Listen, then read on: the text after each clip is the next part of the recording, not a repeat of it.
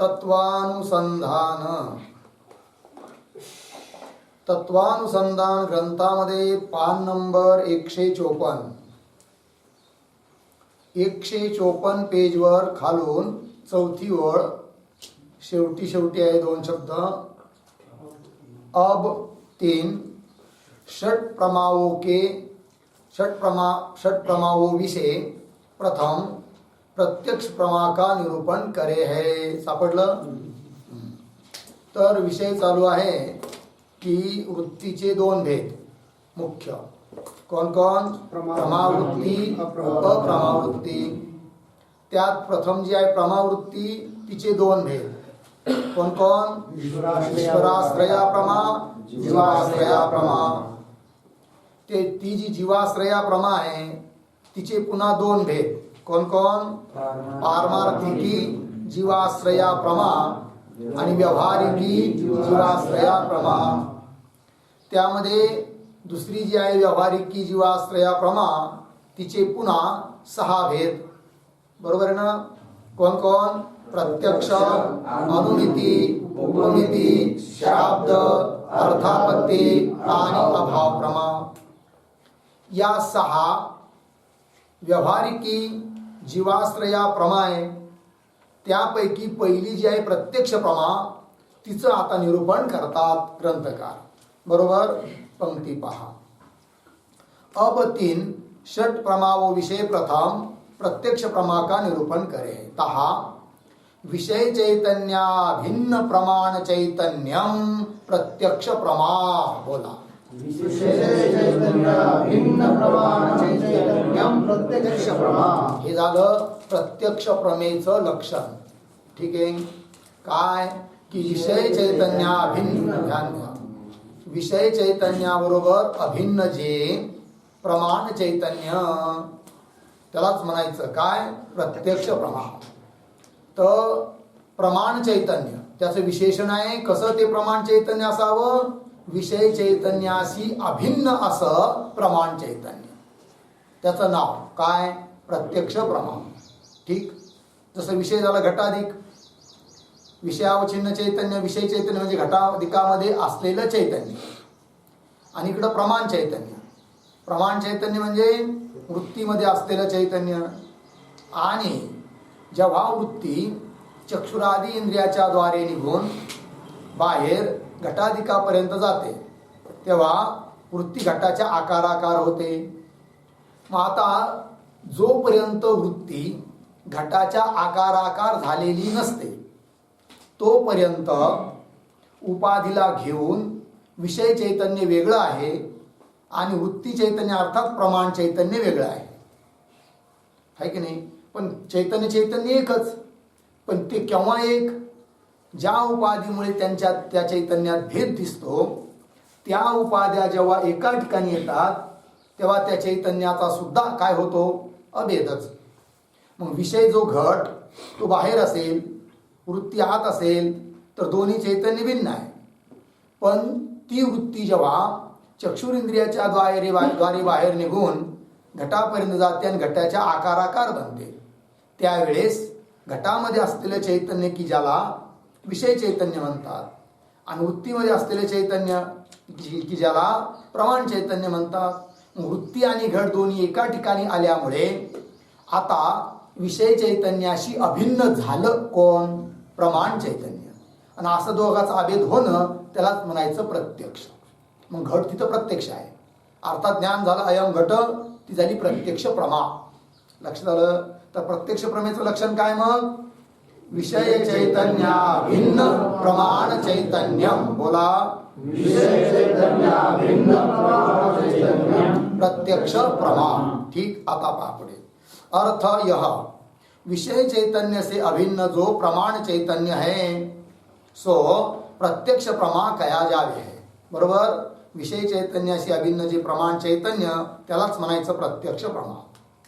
अब उक्त अर्थ के स्पष्ट करणे वास्ते प्रथम ता चैतन्य का उपाधिकृत भेद निरूपण करे है.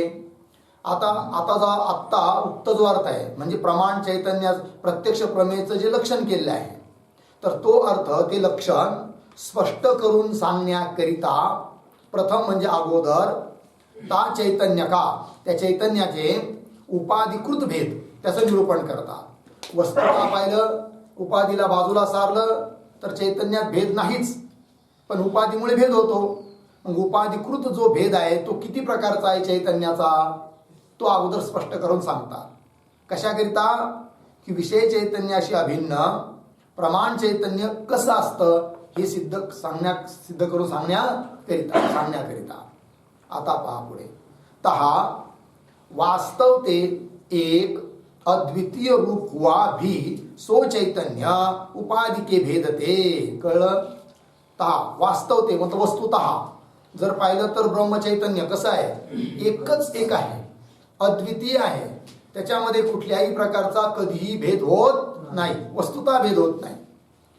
वास्तव ते एक अद्वितीय रूप हुआ भी सो चैतन्य उपाधि भेदते. उपाधीच्या भेदामुळे प्रमाता चैतन्य चार प्रकारचं होतं. कोण कोण? प्रमाता चैतन्य, प्रमाण चैतन्य, विषय चैतन्य, फल चैतन्य. इन भेद करिके चारही प्रकार का होवे है. तो उपाधीच्या भेदामुळे चैतन्याचे किती प्रकार झाले? चार. कोण कोण? बोला एकदा. प्रमाता चैतन्य, प्रमाण चैतन्य, विषय चैतन्य, फल चैतन्य. है की नाही? न पाहता पुन्हा एकदा. प्रमाता चैतन्य, प्रमाण चैतन्य, विषय चैतन्य, फल चैतन्य. फल चैतन्य, विषय चैतन्य, प्रमाण चैतन्य, प्रमाता चैतन्य. प्रमाता चैतन्य, प्रमाण चैतन्य, विषय चैतन्य, फल चैतन्य. लक्षात आलं? चला. इन भेदों करके चारी प्रकार का होवे है. तहा अंतकरण विशिष्ट चैतन्य का नाम प्रमाता चैतन्य. आता एकाएकाची व्याख्या सांगतायत. अंतकरण विशिष्ट चैतन्य त्याला काय म्हणायचं? प्रमाता चैतन्य. चैतन्य एकच, परंतु त्याला अंतकरण हे विशेषण लागलं की नाव पडलं काय? प्रमाता चैतन्य. मग अंतकरण विशिष्ट, अंतकरण झालं विशेषण, चैतन्य झालं विशेष्य, आणि विशेषण अधिक विशेष्य बराबर विशिष्ट. है की नाही? विशेषण विशेष्य मिळून काय होत असतं? विशिष्ट. उदाहरण दंड विशेषण, पुरुष विशेष्य, आणि दंड सहित पुरुष विशिष्ट. त्याप्रमाणे इथं अंतकरण विशेषण, चैतन्य विशेष्य, दोन्ही मिळून विशिष्ट. अंतकरण विशिष्ट चैतन्य का नाम प्रमाता चैतन्य है. और अंतकरण की वृत्ति करके अवच्छिन्न जो चैतन्य है ताका नाम प्रमाण चैतन्य है. प्रमाण चैतन्याची व्याख्या अंतकरण वृत्तीने अवच्छिन्न जे चैतन्य म्हणजे अंतकरण वृत्ती सहित जे चैतन्य. आणखीन सोप्या भाषेत अंतकरण वृत्तीमध्ये आलेलं जे चैतन्य त्या चैतन्याला म्हणायचं काय? प्रमाण चैतन्य. ठीक आहे ना? अंतकरण विशिष्ट चैतन्याचं नाव काय आहे? प्रमाण चैतन्य. पंक्ती पहा. अंतकरण की वृत्ती करके, अंतकरण वृत्तीने अवच्छिन्न, अवच्छिन्न म्हणजे अंतकरण वृत्तीने युक्त किंवा अंतकरण वृत्तीमध्ये आलेलं जे चैतन्य, जो चैतन्य है ताका नाम प्रमाण चैतन्य है. दोन कळाले? कोण कोण? प्रमाता चैतन्य, प्रमाण चैतन्य. आता पुढे. और घटाधिक विषयों करके अवच्छिन्न जो चैतन्य है ताका नाम विषय चैतन्य. ठीक आहे? घटाधिकामध्ये घटाधिका अवच्छिन्न चैतन्य म्हणजे काय? घटाधिकामध्ये घटाधिक विषयामध्ये आलेलं जे चैतन्य, अर्थात चैतन्य तर व्यापक आहे, पण घट या उपाधीमध्ये जेवढं चैतन्य आहे त्या चैतन्याला म्हणायचं काय? विषय चैतन्य. घटावच्छिन्न चैतन्याचं नाव काय? विषय चैतन्य. घटाधिक विषयों करके अवच्छिन्न जो चैतन्य है ताका नाम विषय चैतन्य. और घटाधिक विषयों के, आता फल चैतन्य सांगतात शेवटचं. और घटाधिक विषयों के समानाकारता को प्राप्त भई जो वृत्ति है ता वृत्ति करके अभिव्यक्त जो चैतन्य है ताका नाम फल चैतन्य. बरोबर? आता पहा. तर घटाधिक विषयों के समानाकार म्हणजे अंतकरणाची वृत्ती चक्षुरेंद्रियाच्या द्वारे निघून बाहेर घटापर्यंत गेली. जोपर्यंत घटापर्यंत वृत्ती गेलेली नाही आहे तोपर्यंत घटात आलेल्या चैतन्याला नाव होतं काय? विषय चैतन्य. आणि वृत्त्यावच्छिन्न चैतन्याचं नाव होतं प्रमाण चैतन्य. पण आता वृत्ती चक्षुंद्रियाच्या द्वारे निघून घटाच्या आकाराकार झालेली आहे. मग घटाकार वृत्ती विशिष्ट आहे की नाही? घटाकार वृत्ती आहे. घटाकार वृत्ती विशिष्ट असं जे चैतन्य, नुसतं घट नाही, नुसती वृत्ती नाही, तर कशी वृत्ती? घटाकार वृत्ती. मग त्या वृत्तीमध्ये आलेलं जे चैतन्य आहे तिचं नाव काय? त्या चैतन्याचं नाव काय? फलचैतन्य. कोणत्या चैतन्याचं नाव फलचैतन्य आहे? केवळ वृत्तीमध्ये आलेल्या चैतन्याला फलचैतन्य म्हणता येतं का? नाही. केवळ घटामध्ये आलेल्या चैतन्याला फलचैतन्य नाव आहे का? नाही. मग कोणत्या चैतन्याचं नाव फलचैतन्य आहे? घटाकार वृत्ती अवच्छिन्न चैतन्य, त्याला म्हणायचं काय? फलचैतन्य. पंक्ती पहा. और घटाधिक विषयों के समानाकार. समानाकार म्हणजे घटाच्या आकाराकार झालेली वृत्ती. ठीक आहे. घटाधिक विषयों के समानाकारताकू म्हणजे घटाच्या आकाराला प्राप्त झालेली जो वृत्ती है, जी वृत्ती ता वृत्ती करके अवच्छिन्न किंवा त्या वृत्तीच्या द्वारे अभिव्यक्त आहे की नाही, प्रगट झालेलं चैतन्य घट रूपाने, ता वृत्ती करके त्या वृत्तीच्या द्वारे अभिव्यक्त जो चैतन्य है ताका नाम फल चैतन्य है. बरोबर आहे की नाही? सोप्या भाषेत काय म्हणता येईल? घटाकार वृत्त्यावच्छिन्न चैतन्य, त्याचं नाव काय? फल चैतन्य. इस प्रकार अंतकरणाधिक उपाधि के भेद करके सो एकही चैतन्य चारही प्रकार का होवे है. बरोबर. अशा रीतीने अंतकरणाधिक उपाधीच्या भेदाने एकच जरी चैतन्य असलं तरी उपाधीच्या भेदाने त्याचे किती प्रकार झाले? चार. पहिलं प्रमाता चैतन्य, त्याची उपाधी कोण? अंतःकरण. दुसरं चैतन्य प्रमाण चैतन्य, त्याची उपाधी कोण? अंतःकरणाचा परिणाम स्वरूप असलेली वृत्ती. बरोबर. तिसरं चैतन्य विषय चैतन्य, त्याची उपाधी कोण? घट. ठीक आहे. चौथं चैतन्य कोणतं? फल चैतन्य, त्याची उपाधी कोण? घटाकार वृत्ती. काय म्हणायचं? घटाकार वृत्ती. ठीक आहे. चला. इस प्रकार अंतकरणाधिक उपाधि के भेद करके सो एक ही चैतन्य चारी प्रकार का होवे है. बरोबर. तहा तीन उपाधियों का यह स्वभाव है. काय बरं? जब पर्यंत उपाधीचा स्वभाव सांगत आहे. जब पर्यंत म्हणजे जोपर्यंत ते उपाध्या, त्या उपाध्या भिन्न भिन्न देश विशेष स्थित होवे, त्या उपाध्या वेगवेगळ्या ठिकाणी असतील, तब पर्यंत तोपर्यंत ते उपाध्या, ते उपाध्या म्हणजे त्या उपाध्या स्वउपहितो का भेद करे है. बरोबर. स्वउपहिताचा काय करतात? भेद करतात. कोण? उपाध्या. पण त्या जोपर्यंत त्या वेगवेगळ्या देशात असतात, भिन्न भिन्न ठिकाणी असतात उपाध्या, तोपर्यंत त्या उपाध्या काय करतात? उपहिताचा भेद करतात. उपहित म्हणजे काय? उपाधीमध्ये जे आलेलं त्याला म्हणायचं उपहित. उपाधीने जो युक्त असतो त्याला काय म्हणायचं? उपहित. जसं उदाहरणार्थ मठोपहित आकाश. मठोपहित आकाश म्हणजे मठ या उपाधीमध्ये आलेलं आकाश. इथं दोन गोष्टी आहे. एक उपाधी आहे, एक उपहित आहे. उपाधी कोण? मठ. उपहित कोण? आकाश. आहे की नाही? तसं इकडं सुद्धा अंतकरणाची वृत्ती, घटादी विषय आणि घटादी विषयाकार वृत्ती या सर्व काय आहे? उपाधी आहे. आणि उपाधीचा स्वभाव काय असतो? जोपर्यंत उपाध्या भिन्न भिन्न ठिकाणी असतात तोपर्यंत उपहिताचा भेद दाखवतात. आणि उपाध्या एका ठिकाणी आल्या की उपहितात भेद दाखवू शकत नाही. हा स्वभाव आहे. कशाचा? उपाधींचा. पंक्ती पहा. ता तीन उपाधियों का यह स्वभाव है. जब पर्यंत ते उपाधिया भिन्न भिन्न देश विशेष स्थित होवे है, तब पर्यंत ही ते उपाधिया स्वउपहितों का भेद करे है. लागलं.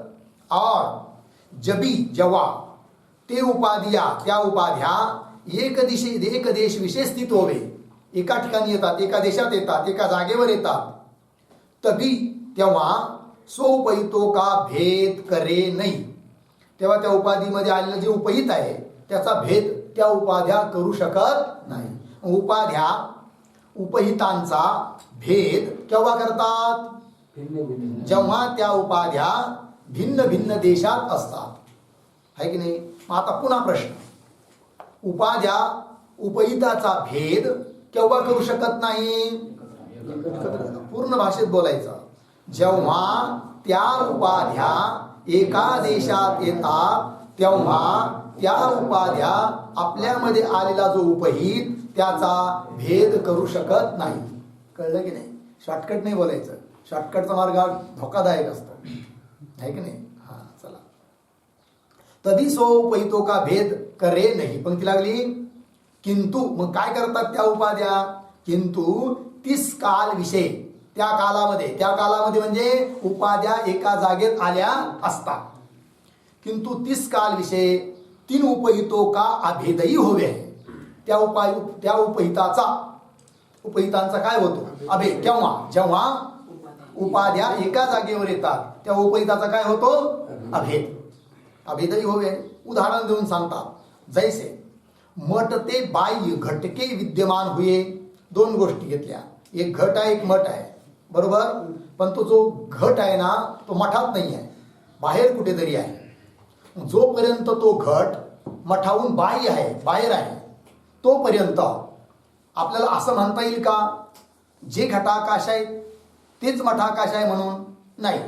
मग मठाकाश वेगळं, मठ या उपाधीमध्ये आलेलं आकाश वेगळं, घट या उपाधीमध्ये आलेलं आकाश वेगळं आहे. उपाधीच्या भेदाने भेद. पण जेव्हा कोणीतरी त्या घटाला उचलून मठात आणून ठेवलं, आता घटाकाश हे मठाकाशाहून भिन्न आहे का. नाही.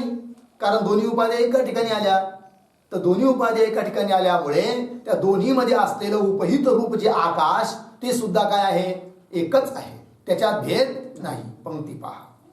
जैसे मठ ते बाह्य घटके विद्यमान हुए, बरोबर. ता मठ उपहित आकाश का तथा घट उपहित आकाश का भेदही होवे. मठ उपहित आकाश आणि घटोपहित आकाश यांचा भेद का भेद कोटपर्यंत भेद. जोपर्यंत त्या दोन्ही उपाध्या भिन्न भिन्न ठिकाणी आहेत तोपर्यंत. और ता मठ के भीतर घटके विद्यमान हुए. आता घटाला आणलं आणि मठामध्ये आणून ठेवलं. घटके भीतर मठके भीतर मठाच्या आतमध्ये घटके विद्यमान हुए. ता मठाकाश घटाकाश दोनों का अभेदही होवे. अशा वेळेस मठाकाश आणि घटाकाशांचा काय आहे अभेद आहे. हे झालं उदाहरण. त्याप्रमाणे तैसे सापडलं ना. तैसे अंतकरण अर्धविराम, वृत्ती अर्धविराम, घटाधिक विषय सापडलं. पुन्हा पहा. तैसे अंतकरण वृत्ती घटाधिक विषय य तीनों उपाधि जोपर्यंत भिन्न भिन्न देश विषय रहे हैं, वेगवेगळ्या ठिकाणी राहतात या उपाध्या, तोपर्यंत प्रमाता चैतन्य. कारण अंतकरण उपाधीमध्ये आलेलं चैतन्य कोणतं चैतन्य आहे प्रमाता चैतन्य. पुन्हा प्रमाण चैतन्य म्हणजे कोणतं वृत्तिरूप उपाधीमध्ये आलेलं चैतन्य कोणतं प्रमाण चैतन्य. आणि विषय चैतन्य म्हणजे घटाधिकामध्ये आलेलं चैतन्य. इन तीनों चैतन्यों का भेद होवे है, बरोबर. हाजी. या तीन चैतन्याचा भेद प्रमाता चैतन्य प्रमाण चैतन्य विषय चैतन्य यांचा भेद कोटपर्यंत. जोपर्यंत त्या चैतन्याची उपाधी अंतकरण वृत्ती आणि घटादी भिन्न भिन्न देशात आहेत तोपर्यंत त्यांच्यात आलेलं चैतन्य सुद्धा कसं भिन्न भिन्न. ठीक आहे. आता पहा. इन तीनों चैतन्यों का भेद होवे है. और जबी म्हणजे जेव्हा नेत्राधिक इंद्रिय द्वारा, नेत्र म्हणजे डोळे, त्यांच्या माध्यमाने सो अंतकरण वृत्ती रूप से बाह्य निकसिके घटाधिक विषय देश विषय जावे है. आता अंतकरण चक्षुच्या द्वारे निघून, कारण अंतकरणाचाच परिणाम आहे कोण वृत्ती. मग अंतकरण वृत्तीच्या रूपाने चक्षुच्या द्वारे बाहेर निघून कुठे गेलं घटापर्यंत गेलं आणि घटाचा आकाराकार झाला. घटाधिक विषय देश विषय जावे है. तभी तेव्हा तीन अंतकरणाधिक तीनों उपाधियों की एक देश विशेष स्थिती होणे ते. आता त्या तिन्ही उपाधी एकत्र आल्या. कोण कोण अंतकरण वृत्ती आणि घट, बरोबर आहे की नाही. तसं पाहिलं तर अंतःकरण कुठं आहे? आतमध्ये. घट कुठे आहे? बाहेर. परंतु वृत्तीच्या माध्यमाने, कारण अंतःकरणाचाच परिणाम आहे कोण? वृत्ती. वृत्ती चक्षुषद्वारे निघून घटापर्यंत गेली, घटाच्या आकार झाली. मग घट जिथं आहे तिथंच वृत्ती आहे आणि अंतःकरण सुद्धा वृत्तीरूपाने तिथंच आहे. मग अंतःकरण, वृत्ती आणि घट हे तिघ एका ठिकाणी आले. आता त्या तिन्हीमध्ये असलेलं चैतन्य भिन्न भिन्न का एकच आहे? कळलं? कर्मोपाधी एका ठिकाणी आली. एक देश विशेष स्थित होणे ते तीन प्रमाताधिक तीनों चैतन्यों का, प्रमाता चैतन्य, प्रमाण चैतन्य, विषय चैतन्य, तीनों चैतन्यों का अभेद ही होवे है. अभेद होऊन जातो. सापडलं का? इस प्रकार विषयावच्छिन्न चैतन्य से जो प्रमाण चैतन्य का अभेद है ताका नाम प्रत्यक्ष प्रमा है. लक्षण चालू होतं आपलं कशाचं? प्रत्यक्ष प्रमेचं. काय लक्षण केलं होतं? विषय चैतन्या भिन्न प्रमाण चैतन्यम प्रत्यक्ष प्रमा. बोला. विषय चैतन्य भिन्न प्रमाण चैतन्यम प्रत्यक्ष प्रमा. विषय चैतन्याशी अभिन्न प्रमाण चैतन्य. आता दोन्ही चैतन्याचा अभेद कसं काय? आता इथं सिद्ध झालं की अंतःकरणाची वृत्ती बाहेर निघून आहे की नाही, मग ती वृत्तीमध्ये आलेले चैतन्य म्हणजे प्रमाण चैतन्य, घटात आलेलं चैतन्य विषय चैतन्य, आणि विषय आणि घट वृत्ती दोन्ही एका ठिकाणी आले. आणि म्हणून विषय चैतन्य जे घट चैतन्य आहे त्याच्याबरोबर प्रमाण चैतन्याचा, वृत्ती अवच्छिन्न चैतन्याचा काय झाला? अभेद. आणि असा अभेद होणं म्हणजेच काय? प्रत्यक्ष प्रमा. लागली पंक्ती. अब इस प्रकार खालून दुसरी ओळ 155 वर. इस प्रकार विषयावच्छिन्न चैतन्य से जो प्रमाण चैतन्य का अभेद है ताका नाम प्रत्यक्ष प्रमा है. लागलं एवढं? अब ता अप्रोक्ष वृत्ति के उत्पत्ति के प्रकार को दृष्टांत करिके निरूपण करे. म्हणजे ठीक आहे, आता अप्रोक्ष वृत्ती म्हणजेच प्रत्यक्ष वृत्ती म्हणजेच प्रत्यक्ष प्रमा. ठीक आहे की नाही? तर त्या अप्रोक्ष वृत्ती आता उत्पन्न कशी होते हा प्रकार आता सांगायचा आहे दृष्टांत देऊन. अब ता अप्रोक्ष वृत्ति के उत्पत्ति के प्रकार को दृष्टांत करके निरूपण करे. जैसे दृष्टांत आता ज्याप्रमाणे तलाव का जल किसी छिद्र ते बाह्य निकसिके कुल्या द्वारा केदारों को प्राप्त हुई के जिस प्रकार का त्रिकोण व चतुष्कोण केदारों का आकार होवे है, तिसी आकार परिणाम को प्राप्त होवे है. तहा ता कुल्या द्वारा तालाव के जल का तथा केदार के जल का अभेद ही होवे. सकळ पंक्ती पहा. उदाहरण दिलं आहे. म्हणे तलाव माहिती आहे कुठं आहे? हा, तलाव आहे की नाही? तलाव जल, त्याच्यात जल आहे ना, तलाव जल. एक आहे केदार आणि एक आहे कुली. ठीक आहे? कुली म्हणजे काय? पाठ, दांड ज्याला आपण म्हणतो, कॅनल, चारी. आता कळलं? शेतकरी पाणी देताना जो असं चारी बनवतो ना त्याला दांड म्हणतात. इकडे काय म्हणतात माहित नाही. त्याला संस्कृतमध्ये किंवा हिंदीमध्ये काय म्हणायचं? कुली. आहे की नाही? तर तलावाचं पाणी त्या दांडाच्या माध्यमाने, कुलीच्या माध्यमाने, कुल्याद्वारा म्हटलं की नाही, कुलीच्या माध्यमाने कुठे गेलं? केदारामध्ये गेलं. केदार म्हणजे आळं, वाफा. केदार काय त्याला म्हणतात? आळं म्हणा किंवा वाफा म्हणा, अजून काय म्हणतात? बार किंवा असं काही आहे ना. तर वाफा कसंही असू शकतो जमिनीनुसार. कोणी त्रिकोणी केला असेल, चौकोनी असेल, षटकोनी असेल. आहे की नाही? त्याचं कधी पाहिलंय आपण? बघितलं. आणि याच्यामध्ये बघतो ना, आपल्या गार्डनमध्ये कशी आकृती केलेली असते. ठीक आहे ना? मग आता तलावाचं पाणी दांडाच्या द्वारे आलं आणि त्या वाफ्याच्या आकार झालं की नाही? मग आता तीन पाणी येतं. तलावाचं पाणी, दांडाचं पाणी, वाफ्याचं पाणी. पण वाफ्यात गेल्यानंतर, वाफ्याच्या आकार झाल्यानंतर आता त्या वाफ्यातल्या पाण्याचा आणि तलावातल्या पाण्याचा कुलीच्या माध्यमाने अभेद झाला की नाही? अभेद आहे. एकच पाणी आहे. कळलं की नाही? हा दृष्टांत. जैसे तलाव का जल किसी छिद्र ते बाह्य निकसिके बाहेर निघून तलावातलं पाणी कुल्याद्वारा म्हणजे दांडाच्या द्वारे वाफ आहे की नाही? केदारों को वाफ्याला प्राप्त होई के जिस प्रकार का त्रिकोणी वाफा असेल, वा चतुष्कोण चतुष्कोणी असेल, केदारों का आकार होवे है, तिसी आकार परिणाम को प्राप्त होवे, त्या आकारालाच ते पाणी काय होतं प्राप्त होतं, त्या परिणामाला प्राप्त होवे। तहा ता कुल्या द्वारा तलाव के जल का तथा केदार के जल का अभेदही होवे, त्या कुलीच्या माध्यमाने दांडाच्या माध्यमाने केदार जलाचा आणि तलाव जलाचा काय आहे अभेद आहे। तैसे दृष्टांत झाला, आता सिद्धांत। तैसे घटाधिक अर्थों के साथी, अर्थ म्हणजे विषय, घटाधिक विषयाबरोबर चक्षुआधिक इंद्रियों के संबंध हुए ते अनंतर, चक्षुरिंद्रियाचा आणि घटाचा काय झाला संबंध झाला, तर चक्षुआधिक इंद्रिय के संबंध हुए ते अनंतर, संबंध झाल्यानंतर अंतकरण भी चक्षु आदि इंद्रिय द्वारा बाह्य विषय देश विषय जाई के, अंतकरण सुद्धा चक्षुरिंद्रियाच्या द्वारे बाहेर निघून कुठं जातं, घटादी विषयापर्यंत जातं वृत्ती रूपाने।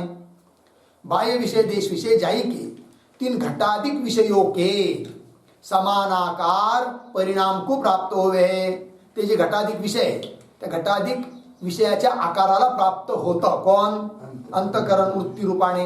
वृत्ती घटाकार झाली म्हणजे जणू काय अंतकरणच त्या वृत्ती रूपाने घटाच्या आकार झालेलं आहे। तीन घटाधिक विषयों के समानाकार म्हणजे घटाधिक विषयाच्या आकार परिणाम को प्राप्त होवे, इसी विषयाकार अंतकरण के परिणाम को वृत्ती कहे हैं, है नहीं। अशा रीतीने जी विषयाकार अंतकरणाचा परिणाम लंबायमान परिणाम त्याला काय म्हटलं गेलं आहे वृत्ती, है की नाही। अंतकरण आणि विषय या दोघाला जोडणारा जो अंतकरणाचा एक लंबायमान दंडायमान परिणाम विशेष त्याला काय म्हटलं गेलं आहे वृत्ती। इसी विषय का विषयाकार अंतकरण के परिणाम को वृत्ती कहे हैं। तिस घटाकार वृत्ती विषय सो घटादि विषयावच्छिन्न चैतन्य प्रतिफलित होवे है। मग आता घटाकार वृत्तीमध्ये आहे की नाही काय, घटाकार वृत्ती विषय वृत्तीमध्ये सो घटादि विषयावच्छिन्न चैतन्य, घटामध्ये आलेलं चैतन्य विषयावच्छिन्न चैतन्य ते काय होतं, त्या वृत्तीमध्ये प्रतिफलित होतं। प्रतिफलित होतं म्हणजे काय, प्रतिबिंबित होतं कोण, चैतन्य। अर्थात त्या विषय चैतन्याचं घटामध्ये आलेलं चैतन्य विषय चैतन्य त्याचं प्रतिबिंब पडतं कुठं, घटाकार झालेल्या वृत्तीमध्ये काय पडतं प्रतिबिंब, कुणाचं, विषय चैतन्याचं, बरोबर आहे की नाही। पंक्ती पहा, तीस घटाकार वृत्ती विषय, घटाकार झालेल्या वृत्तीमध्ये सो घटादि विषयावच्छिन्न चैतन्य, बरोबर आहे की नाही, प्रतिफलित होवे अर्थात प्रतिबिंबित होवे। प्रतिफलित होणं म्हणजे काय, प्रतिबिंबित होणं, बरोबर। और जिस काल विषय, ज्या कालामध्ये ता घटाकार वृत्ती विषय, त्या घटाकार वृत्तीमध्ये सो घटावच्छिन्न चैतन्य प्रतिफलित होवे आहे की नाही। घटावच्छिन्न चैतन्य म्हणजे विषय चैतन्य, ते जेव्हा त्या घटाकार झालेल्या वृत्तीमध्ये प्रतिबिंबित होतं त्याच कालात काय घडतं, तिसी काल विषय ता वृत्ती विषय रूप दोनों उपाधियों की, वृत्ती आणि विषय दोन उपाध्या, वृत्ती एक विषय दोन, विषय कोण घट, तिसी काल विषय ता वृत्ती विषय रूप दोनों उपाधियों की एक देश विषय स्थिती होणे, ते दोन्ही उपाध्या एका ठिकाणी आलेल्या आहेत। कोण कोण दोन उपाधी, वृत्ती आणि घट। एक देश विषय स्थिती होणे ते सो प्रमाण चैतन्य ता विषय चैतन्य से अभिन्न होवे। प्रमाण चैतन्य कोण होता आतापर्यंत, वृत्तीमध्ये असलेलं चैतन्य।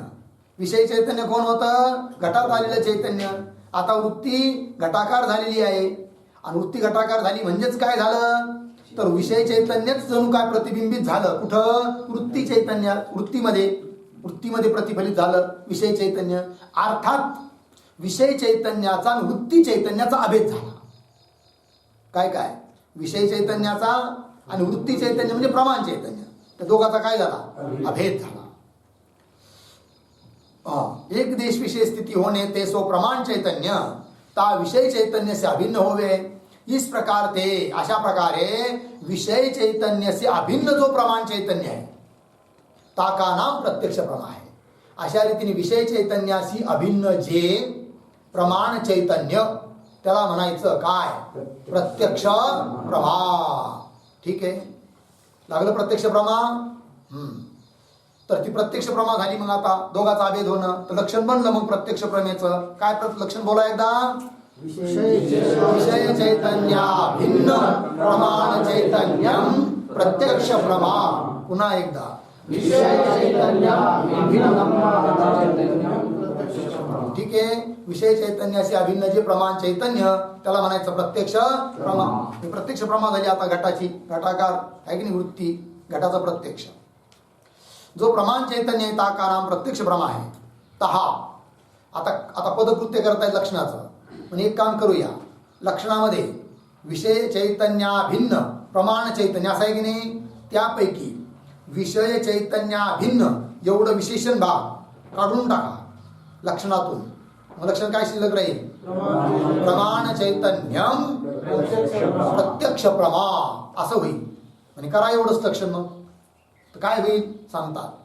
तहा प्रमाण चैतन्यम प्रत्यक्ष प्रमा इतना मात्र ही जो म्हणजे जर त्या प्रत्यक्ष प्रमा का लक्षण करते एवढंच जर त्या प्रत्यक्ष प्रमेचं लक्षण केलं तो काय होईल? तो अनुमिती आदि परोक्ष प्रमा विषय ता लक्षण की अतिव्याप्ती होती. अतिव्याप्ती होईल. म्हणे लक्षण केलंय कशाचं?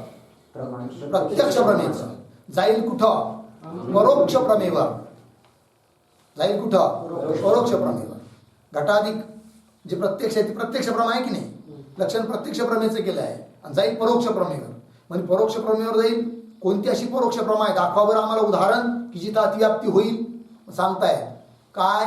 अनुमिती आदिक परोक्ष प्रमा. अनुमान प्रमाणापासून उत्पन्न होणारी जी प्रमा जिचं नाव आहे अनुमिती प्रमा ती कशी आहे? परोक्ष आहे. ध्यान द्या, कशी आहे? परोक्ष आहे. कशी नाही? प्रत्यक्ष नाही आहे. प्रत्यक्ष प्रमा नाही आहे ती, पण तिथं लक्षण जाईल. कारण तुम्ही प्रत्यक्ष प्रमेचं लक्षण केलं. काय लक्षण केलं? प्रमाण चैतन्यम प्रत्यक्ष प्रमा. कोणता भाग काढला? विषय चैतन्याभिन्न. तर प्रमाण चैतन्यम प्रत्यक्ष प्रमा. मग इथं सुद्धा अनुमितीचा विषय जो वन्नी आहे की नाही, त्या वन्नी विषयक वृत्ती आहे की नाही अंतःकरणामध्ये आहे ना.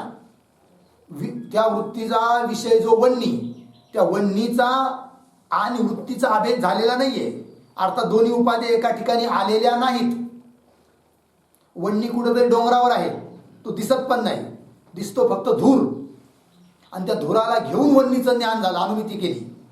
आता अनुमितीचं ज्ञान झालंय, अनुमिती ज्ञान झालंय अनुमान प्रमाणाने. वन्नीचं अनुमिती ज्ञान झालं आहे, पण ते अनुमिती ज्ञान प्रत्यक्ष आहे का? नाही आहे. मग कसं आहे ते? परोक्ष आहे. काय ज्ञान झालं? पर्वत वन्यमान हे ज्ञान झालं. काय ज्ञान झालं?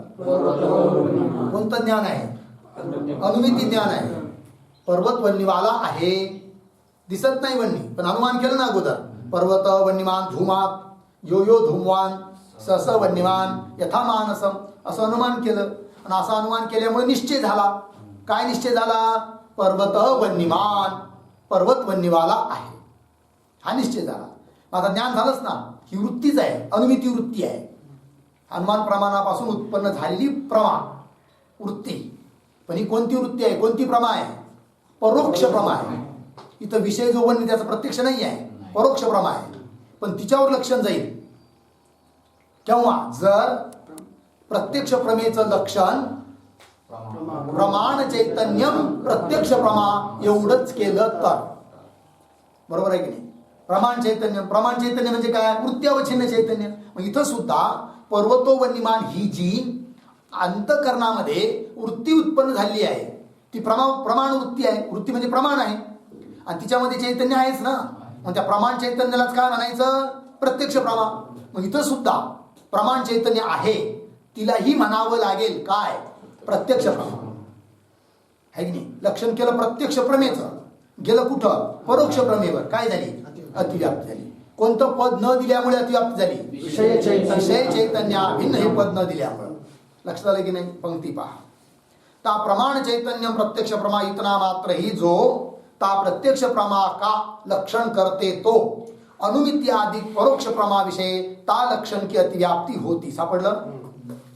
ता अतिव्याप्ती दोष के निवृत्त करणे वास्ते, त्या अतिव्याप्ती दोषाला निवृत्त करण्याकरिता ता लक्षण विषय म्हणजे त्या लक्षणामध्ये म्हणजे प्रत्यक्ष प्रमेच्या लक्षणामध्ये विषय चैतन्या भिन्न यह ता प्रमाण चैतन्य का विशेषण कथन कर्या है.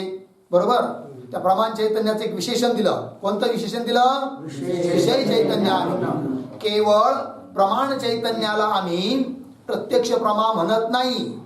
मग कोणत्या प्रमाण चैतन्याला आम्ही प्रत्यक्ष प्रमा म्हणतो? की जे प्रमाण चैतन्य विषय चैतन्याबरोबर अभिन्न झालेलं आहे. कळलं? म्हणून लक्षण बनलं. विषय चैतन्या भिन्न प्रमाण चैतन्यम प्रत्यक्ष प्रमा. अतिव्याप्ती कुठं होत होती? अनुमितीवर, परोक्ष वृत्तीवर. आता अतिव्याप्ती होणार नाही. कारण पर्वतो वन्यमान इत्याकारक वृत्ती रूप जो अनिमिती प्रमा आहे, परोक्ष प्रमा हृदयातच आहे. तिच्यात जरी प्रमाण चैतन्य असलं, कारण वृत्ती चैतन्य म्हणजे प्रमाण चैतन्य, पण त्या प्रमाण चैतन्याचा विषय जो वन्नी, त्या वन्य अवच्छिन्न चैतन्याबरोबर अभेद झालेला नाही. कारण वृत्ती चक्षुरादी इंद्रियाच्या द्वारे वन्नीपर्यंत गेलेलीच नाही आहे. वन्नी दिसतच नाही इथून, आपल्याला फक्त धूर दिसतो आहे. कळलं की नाही? मग आता इथं विषय चैतन्याशी अभिन्न प्रमाण चैतन्य आहे का? नाही आहे. आणि म्हणून लक्षण जाणार नाही, अर्थात अतिव्याप्ती होणार नाही. मग या परोक्ष वृत्तीवर लक्षणाची अतिव्याप्ती होऊ नये म्हणून लक्षणात कोणतं पद दिलं? विषय चैतन्य अभिन्न हे पद दिलं. कळलं का? आता पद दिल्यावर अतिव्याप्ती कशी होत नाही हेही सांगता आलं पाहिजे, आणि पद न दिलं तर अतिव्याप्ती कशी होते हेही दाखवता आलं पाहिजे. ठीक आहे. चला मग ता अतिव्याप्ति दोष के निवृत्त करने वास्ते ता लक्षण विषय चैतन्य भिन्न यह ता प्रमाण चैतन्य का विशेषण कथन कर्या है. लागला अर्थ? तहा अनुमिती आदि परोक्ष वृत्तिया बाह्य विषय देश विषय जाती नाही. सापडलं की नाही? अतिव्याप्ती कशी होत नाही हे सुद्धा स्पष्ट करून सांगतायत ग्रंथकार. तर अनुमिती अधिक परोक्ष वृत्ती, अनुमिती वृत्ती आहे की नाही, पुन्हा उपमिती वृत्ती, शाब्दी वृत्ती वगैरे आदि शब्दाने. तर अनुमिती अधिक परोक्ष वृत्ती बाह्य विषय देश विषय. बाह्य विषय देश उदाहरण इथं वन्नी. अनुमिती वृत्तीचा विषय कोण आहे? वन्नी, तो जो की बाहेर आहे. ठीक आहे ना. अनुमिती अधिक परोक्ष वृत्त्या बाह्य विषय देश विषय जाती नाही. किंतु मग कुठं राहते? किंतु शरीर के भीतर म्हणजे शरीराच्या आतमध्येच हृदय देश विषय उत्पन्न होवे आहे. शरीराच्या आतमध्ये हृदयातच फक्त उत्पन्न होते कोण? अनुमिती अधिक परोक्ष वृत्ती याते. म्हणून ता परोक्ष स्थल विषय. बरोबर. त्या परोक्ष स्थल विषय म्हणजे परोक्ष वृत्तीच्या ठिकाणी परोक्ष स्थल विषय ता विषय चैतन्य से ता प्रमाण चैतन्य का अभेद होता नाही. विषय चैतन्याबरोबर प्रमाण चैतन्याचा होत नाही काय? अभेद. ता विषय चैतन्य से ता प्रमाण चैतन्य का अभेद होता नाही. याते म्हणून तीन अनुमिती अधिक परोक्ष ज्ञान विषय. बरोबर. अनुमिती अधिक परोक्ष ज्ञानामध्ये ता प्रत्यक्ष प्रमा के लक्षण की अतिव्याप्ती होवे नाही. अनुमिती आधी ज्या परोक्ष वृत्ती आहेत त्याच्यामध्ये आता प्रत्यक्ष प्रमेच्या लक्षणाची काय होत नाही? अतिव्याप्ती होत नाही. कोणतं पद दिल्यामुळं? विषय चैतन्याभिन्न हे पद दिल्यामुळे अतिव्याप्ती होत नाही. किंवा मग आता कदाचित कोणी म्हणेल एक काम करूया, तर त्या लक्षणामधून विशेषण भाग जो आहे तेवढंच ठेवू, विशेष्य भाग काढून टाकू. म्हणजे लक्षणातून कोणता भाग काढून टाकू?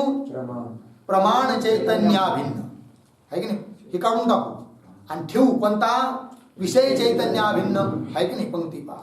किंवा विषय चैतन्याभिन्नम. अच्छा, विषय चैतन्याभिन्नम वृत्ती अवच्छिन्न चैतन्य प्रत्यक्ष प्रमा असं लक्षण करू म्हणे.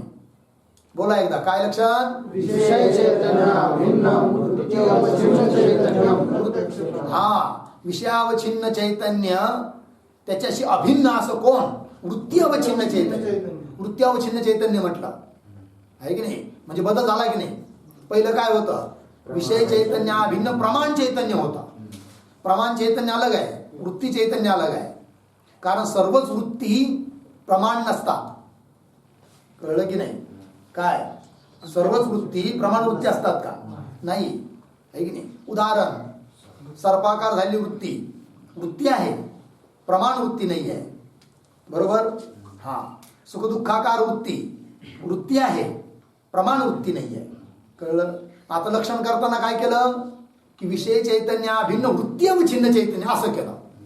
म्हणजे असं जर लक्षण केलं तर मग काय होईल? करा असं लक्षण. कशाला प्रमाण चैतन्य नाव घेत राहता? पूर्व पक्षी बोलेल. तर त्याला सांगायचं बाबा रे, असं जर लक्षण केलं तेही ठीक नाहीये. का सांगतात? किंवा विषय चैतन्य भिन्नम वृत्ती अवच्छिन्न चैतन्यम प्रत्यक्ष प्रमा. इतना मात्र जो म्हणजे जर ता प्रत्यक्ष प्रमा का लक्षण करते, त्या प्रत्यक्ष प्रमेयचं जर लक्षण केलं तर करते तो भ्रम प्रत्यक्ष विषय ता लक्षण की अतिव्याप्ती होती. तर अतिव्याप्ती होईल म्हणे मग कुठं? भ्रम प्रत्यक्षावर. कारण भ्रम प्रत्यक्ष उदाहरण अयम सर्प आहे की नाही? भ्रम प्रत्यक्ष आहे, प्रत्यक्षच आहे पण भ्रम प्रत्यक्ष आहे. मग त्या ठिकाणी विषय कोण? सर्प आहे की नाही? विषय चैतन्य सर्पावचिन्न चैतन्य आहे की नाही? आणि त्या सर्पाकार वृत्ती झाली आहे की नाही? मग त्या वृत्ती आणि सर्प हे दोन्ही एका ठिकाणी आहेत. म्हणून तिथं विषयावचिन्न चैतन्याचा वृत्त्यावचिन्न चैतन्याबरोबर अभेद आहे. अर्थात लक्षणाचा समन्वय झाला. काय लक्षण नवीन आता? विषय चैतन्य भिन्नम वृत्त्यावचिन्न चैतन्यम प्रत्यक्ष प्रमा आहे की नाही? वृत्त्यावचिन्न चैतन्यम अतिताभिन्न आहे की नाही? विषयावचिन्न चैतन्य सर्पावचिन्न चैतन्याबरोबर वृत्त्यावचिन्न चैतन्याचा अभेद आहे. म्हणून यालाही म्हणावं लागेल काय? प्रत्यक्ष प्रमा. पण अयम सर्प इत्याकारक जी प्रमा, इत्याकारक जे ज्ञान, त्याला कोणी प्रमा म्हटलेलं आहे का? नाहीये. अप्रमा आहे ते. अप्रमा असून त्याच्यावर प्रमेयचं लक्षण चाललं म्हणजे काय झाली? अतिव्याप्ती झाली. म्हणून हेही लक्षण करणं उचित नाही आहे. ता प्रत्यक्ष प्रमा का लक्षण करते तो भ्रम प्रत्यक्ष विषय ता लक्षण की अतिव्याप्ती होती. लागलं? का बरं अतिव्याप्ती होती? सांगतात. जिस कारण ते ज्या कारणाने की ता भ्रमस्थल विषय भी भ्रमस्थली देखील विषयावचिन्न चैतन्य से विषयावचिन्न चैतन्याबरोबर ता वृत्त्यावचिन्न चैतन्य का अभेद ही होवे आहे. विषयावचिन्न चैतन्य कोण? सर्पावचिन्न चैतन्य. त्याच्याबरोबर वृत्त्यावचिन्न चैतन्याचा काय झालेला आहे? अभेद. चैतन्य का अभेदही होवे आहे. ठीक. ता अतिव्याप्ती दोष के निवृत्त करणे वास्ते. अतिव्याप्ती झाली, मी अतिव्याप्ती दोषाला निवृत्त करण्याकरिता तर अतिव्याप्ती दोष के निवृत्त करणे वास्ते ता लक्षण विषय त्या लक्षणामध्ये प्रमाण चैतन्यम य पद कथन करे आहे. कोणतं पद? प्रमाण चैतन्य. प्रमाण चैतन्य हे पद दिलं तर लक्षण काय तयार होतं? विषय चैतन्य भिन्न प्रमाण चैतन्यम प्रत्यक्ष प्रमाण. ठीक आहे.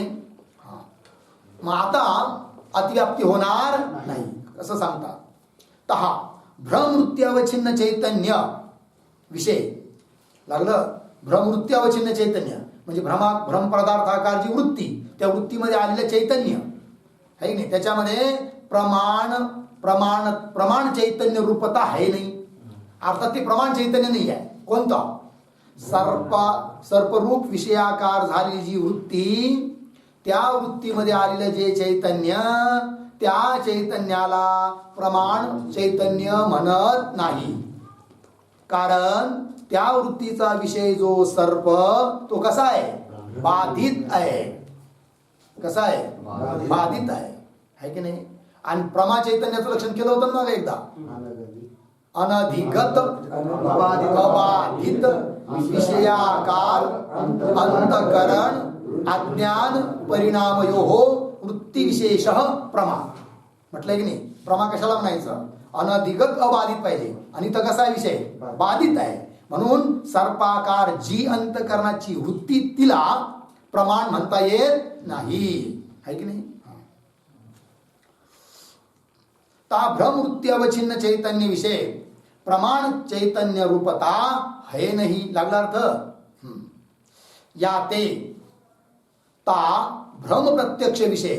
म्हणून त्या भ्रम प्रत्यक्षामध्ये ता प्रत्यक्ष प्रमा के लक्षण की अतिव्याप्ती होवे तर भ्रम प्रत्यक्षामध्ये त्या प्रत्यक्ष प्रमेच्या लक्षणाची काय होत नाही, अतिव्याप्ती होत नाही.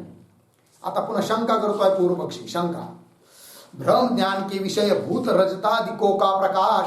सापडलं काय काय शंका आहे. भ्रम ज्ञान के विषय भूत कोण, रजतादि. भ्रम ज्ञान उदाहरण इदम रजतम. भ्रम ज्ञान उदाहरण अयम सर्प. ठीक आहे ना. त्याचा विषय कोण, रजत आणि सर्प. पंक्ती पहा. भ्रम ज्ञान के विषय भूत रजतादिको का प्रकाश है की नाही. म्हणजे रजतादिकामध्ये आलेलं चैतन्य जो इदमाकार अंतकरण की वृत्ति अवच्छिन्न साक्षी चैतन्य है, सो साक्षी चैतन्य ही ता विषय चैतन्य से अभिन्न प्रमाण चैतन्य रूप है. याते ता उक्त लक्षण की भी ता भ्रम प्रत्यक्ष विषय अतिव्याप्ती होवे है.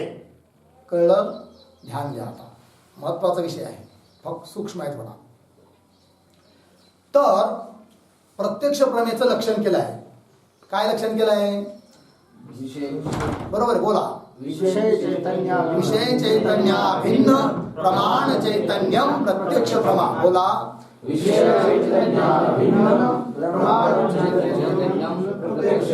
बरोबर, प्रत्यक्ष प्रमा. हे लक्षण सोडून जर समजा असं लक्षण केलं, ध्यान द्या. काय लक्षण केलं म्हणे, पंक्ती नाही, लक्ष.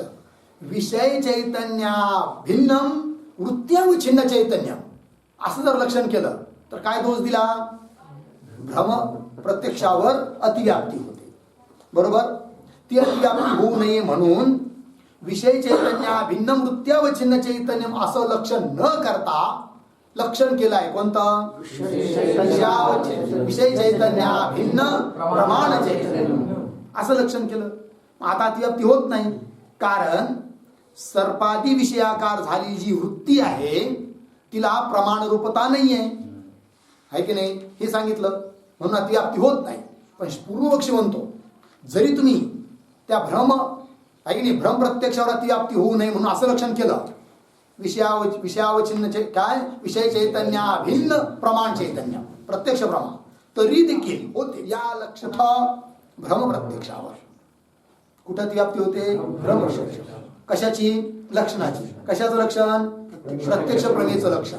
त्याची अतिव्याप्ती होते कुठं, भ्रम प्रत्यक्षावर. काय लक्षण, लक्षणाचा आकार काय की ज्याची अतिव्याप्ती दाखवायची आहे, विषय चैतन्य भिन्न प्रमाण चैतन्य, याची अतिव्याप्ती दाखवायची. कशी, आता ध्यान द्या. समोर आहे रज्जू. काय आहे, रज्जू. मंद अंधकार असल्यामुळे रज्जू रूपाने कळाली नाही. मग काय झालं, अंतःकरणाची वृत्ती चक्षुरेंद्रियाच्या द्वारे बाहेर निघून रज्जूला पाहण्याकरिता गेली होती. परंतु मंद अंधकार होता, रज्जूवरचं समस्त अज्ञान निवृत्त होऊ शकलं नाही. बरोबर. मंद प्रकाश होता, थोडंसं अज्ञान निवृत्त झालं आहे. म्हणून अगोदर ज्ञान झालं इदम, काहीतरी आहे. इदम किंचित असते, काहीतरी आहे, हे ज्ञान झालं. पण काय आहे कळालं नाही. दुसऱ्या क्षणात निश्चय झाला अयम सर्प. बरोबर, अयम सर्प. पण अयम सर्प या ज्ञानामध्ये, या भ्रम ज्ञानामध्ये दोन अंश आहेत. एक अयम अंश आहे, एक सर्प अंश आहे. बरोबर. अयम म्हणजे हा, इदम, अयम हा, ठीक आहे. आणि एक आहे सर्प. बरोबर. त्यात सर्पांश जो आहे ना तो भ्रम आहे, कारण त्याचा वाद होतो. पण अयम जो अंश आहे इदम, तो भ्रम नाही आहे, ती प्रमाज्ञान आहे, कारण त्याचा वाद होत नाही. भ्रम कालातही इदम रूपाने प्रतीती आहे. समजा रज्जूचं ज्ञान झाल्यावर सर्पाची जरी निवृत्ती झाली तरी देखील इयम रज्जू, ही रज्जू आहे, इदम अंशितही आहे. मग इदम अंश, इदम आकारची वृत्ती ती प्रमावृत्ती आहे. मग इथे दोन वृत्ती आहे की नाही. एक सर्पाकार वृत्ती अविद्या वृत्ती आहे, आणि एक इदमाकार वृत्ती ती अंतःकरणाची वृत्ती आहे, ती प्रमावृत्ती आहे. कळलं की नाही. अर्थात ती प्रमाण आहे की नाही, प्रमाण चैतन्य. त्या वृत्तीमध्ये आलेलं चैतन्य काय आहे, प्रमाण चैतन्य आहे. प्रमावृत्तीमध्ये आलेलं चैतन्य प्रमाण चैतन्य आहे. मग आता सर्परूप विषय आहे की नाही आणि इदम रूप विषय हे दोघं एका ठिकाणी आहे का वेगवेगळ्या ठिकाणी आहेत? एकाच ठिकाणी आहे. म्हणजेच सर्पावच्छिन्न चैतन्य जे आहे तेच इदमावच्छिन्न चैतन्य आहे. सर्पाचं जे सर्पामध्ये सर्परूप उपाधीमध्ये जे चैतन्य आहे तेच आहे कोणतं? इदम मध्ये आलेलं चैतन्य. आणि इदम पदार्थाकार झालेली आहे अंतःकरणाची वृत्ती. बरोबर आहे की नाही? अंतःकरणाची वृत्ती झाली की नाही? सर्पाकार अंतःकरणाची वृत्ती नाहीये. सर्पाकार तर अविद्येची वृत्ती आहे. पण इदम आकार कोणती वृत्ती आहे? अंतःकरणाची वृत्ती आहे आणि ती प्रमाण वृत्ती आहे. मग अर्थात प्रमाण चैतन्य कोण झालं इथं? इदमाकार वृत्त्यावच्छिन्न चैतन्य, प्रमाण चैतन्य. बरोबर. आणि विषय चैतन्य कोण? सर्पावच्छिन्न चैतन्य. आणि सर्पावच्छिन्न चैतन्याचा इदमावच्छिन्न चैतन्याबरोबर काय आहे? अभेद. अर्थात विषयावच्छिन्न चैतन्याचा प्रमाण चैतन्याबरोबर अभेद आहे की नाही? बोला. आहे. विषयावच्छिन्न चैतन्याचा प्रमाण चैतन्याबरोबर काय आहे? अभेद आहे. आणि हेच तर लक्षण आहे प्रत्यक्ष प्रमेयचं. कळलं की नाही? काय लक्षण केलं आहे प्रत्यक्ष प्रमेयचं? विषय चैतन्य भिन्न प्रमाण चैतन्य प्रत्यक्ष प्रमाण. मग अयम सर्प इथं सुद्धा विषय चैतन्य भिन्न प्रमाण चैतन्य आहे की नाही? आहे. अर्थात लक्षण केलं तुम्ही कशाचं? प्रत्यक्ष प्रमेयचं. गेलं कुठं? भ्रमावर, जे की प्रमाणही आहे. की अप्रमा म्हटलं जातं सर्पाला, सर्पाकार वृत्तीला. आहे की नाही? म्हणजे काय झाली? अतिव्याप्ती झाली. कळली अतिव्याप्ती? पुन्हा पाहती पंक्ती. शंका सापडलं का? 157 वर वरून तिसरी ओळ. भ्रम ज्ञान के विषय भूत रजतादिको का प्रकाश. सापडलं? भ्रम ज्ञानाचे विषय भूत जे रजताधिक सर्पाधिक आहे की नाही, तो रजताधिको का प्रकाश म्हणजे त्या रजताधिकामध्ये आलेलं चैतन्य. जो इदमाकार अंतकरण की वृत्ती, इदमाकार झालेली अंतकरणाची वृत्ती म्हणजे प्रमाण चैतन्य. इदमाकार अंतकरण की वृत्ती अवच्छिन्न साक्षी चैतन्य, त्यालाच प्रमाण चैतन्य म्हणा. साक्षी चैतन्य आहे.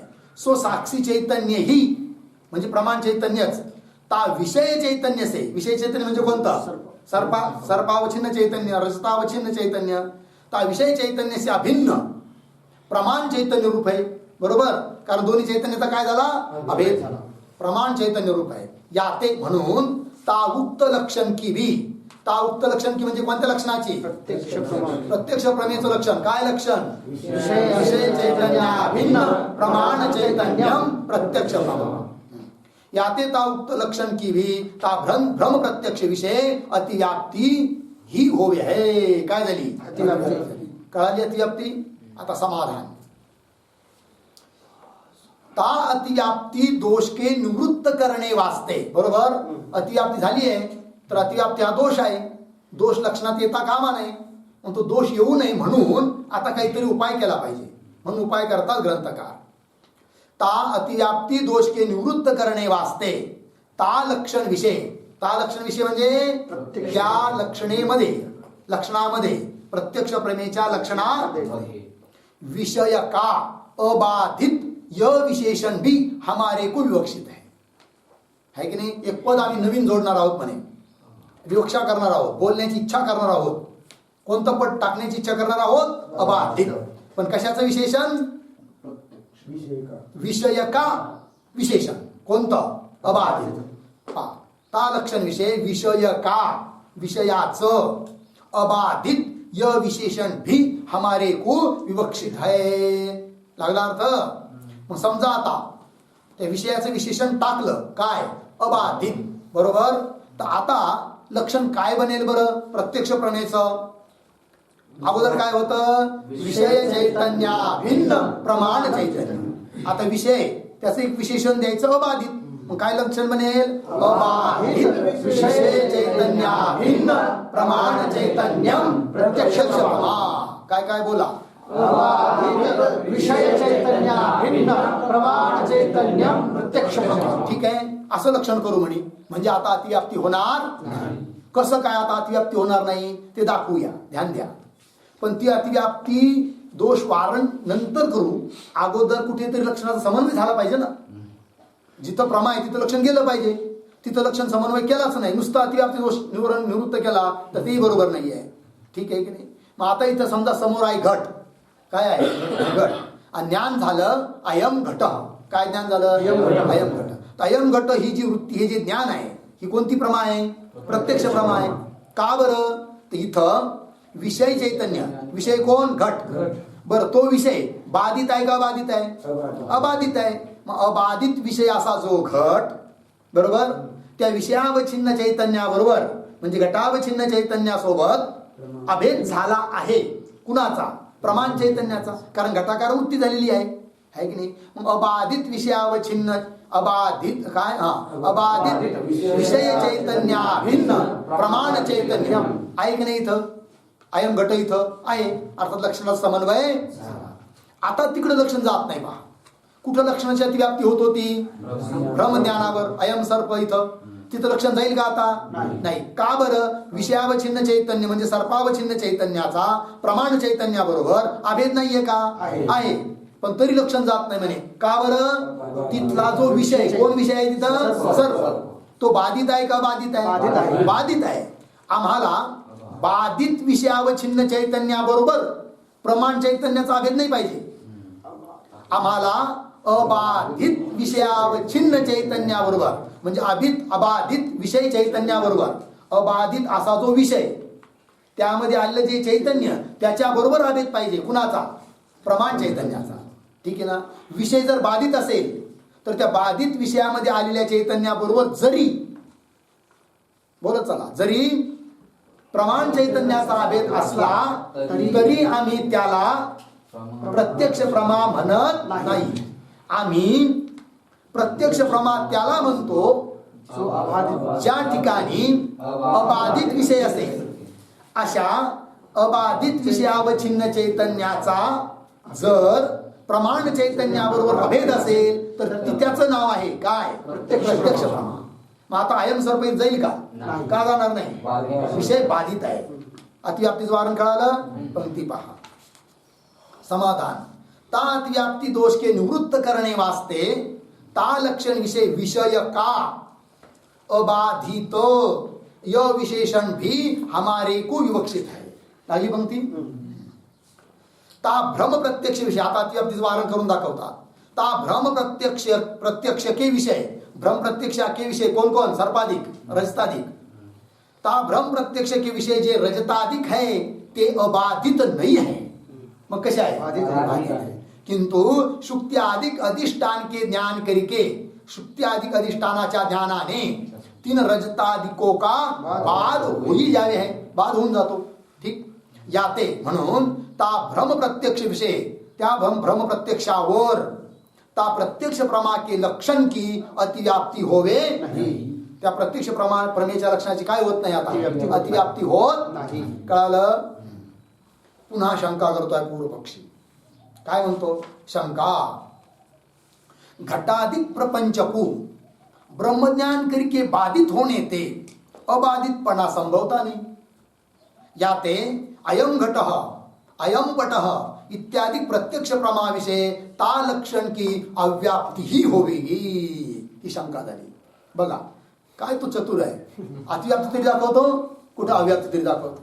अतिव्याप्ती त्याला सांगता नाही आली, सिद्ध नाही करता आली, खंडन केलं त्याचं सिद्धांत्यांनी. लगेच त्याच्या बुद्धीमध्ये दुसरी ट्यूब पेटली. ठीक आहे म्हणे, अतिव्याप्ती नाही तर अव्याप्ती होईल म्हणे. आता कोण म्हणतो? अव्याप्ती होणं म्हणजे काय? कोणातरी एखाद्या लक्ष्याच्या ठिकाणी आहे लक्ष, पण लक्ष न जाऊ देणं, त्याला काय म्हणायचं? अव्याप्ती. काय म्हणायचं? अव्याप्ती. अयम घट अयम पट ही वृत्ती प्रत्यक्ष प्रमा आहे की नाही? पण तिथं लक्ष जायला पाहिजे ना, पण जाणार नाही म्हणजे. आता म्हणजे कसं काय? कारण तुम्ही विषयाचं विशेषण दिलं काय? अबाधित. मग आता अयम घट या ठिकाणी विषय जो घट तो ब्रह्मज्ञानाने बाधित आहे का अबाधित आहे? बाधित आहे. मग बाधित विषयावच्छिन्न चैतन्याबरोबर प्रमाण चैतन्याचा अभेद आहे. त्याला तुम्ही प्रमा थोडी म्हणता, तुम्ही तर प्रमा त्याला म्हणतात. कशाला? अबाधित विषयावच्छिन्न चैतन्याशी प्रमाण चैतन्याचा अभेद पाहिजे. असं तुम्हाला घटपट कुठंच सापडणार नाही. म्हणजे काय झाली? अव्याप्त झाली. हाय नाही? भलं ब्रह्मज्ञान अहम ब्रह्मास्मी तर तुम्ही समन्वय करू शकाल, पण इकडे कुठं करणार? म्हणजे एका ठिकाणी लक्षण समान होऊ राहिलं, एका ठिकाणी होत नाही, म्हणजे काय झाली? अव्याप्ती झाली. अव्याप्ती कळाली का? पंक्ती पहा. शंका. घटाधिक प्रपंच हो ब्रह्मज्ञान करिके, ब्रह्मज्ञानाच्या द्वारे बाधित होणे ते, म्हणजे घटाधिक प्रपंच ब्रह्मज्ञानाने बाधित असल्यामुळे अबाधितपणा संभवता नाही. घटाधिक विषय अबाधित आहे असं म्हणता येत नाही. याते अयम घट, अयम पट म्हणजे हा घट आहे, हा पट आहे, इत्यादी प्रत्यक्ष प्रमाविषय, इत्यादी प्रत्यक्ष प्रमेच्या ठिकाणी ता लक्षण की प्रत्यक्ष प्रमेच्या लक्षणाची अव्याप्ती ही होवेगी. कळालं? उत्तर देता समाधान. ता अबाधित पद करिके संसार दशा विषय अबाधितपणा विवक्षित आहे.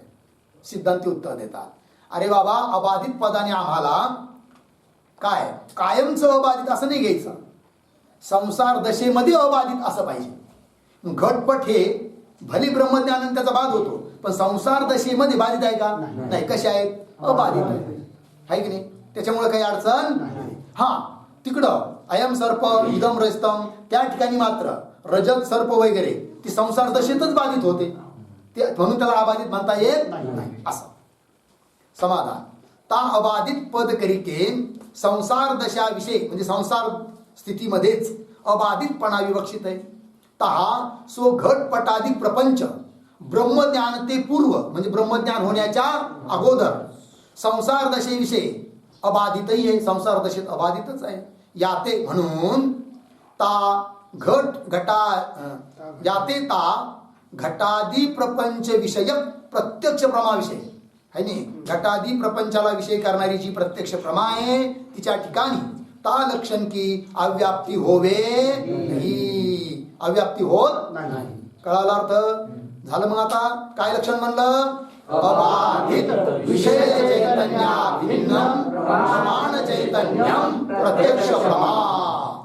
पुन्हा एकदा बोला. अबाधित विषय चैतन्य भिन्न प्रमाण चैतन्यम प्रत्यक्ष प्रमा. अबाधित विषय चैतन्या भिन्न प्रमाण चैतन्यम प्रत्यक्ष प्रमा.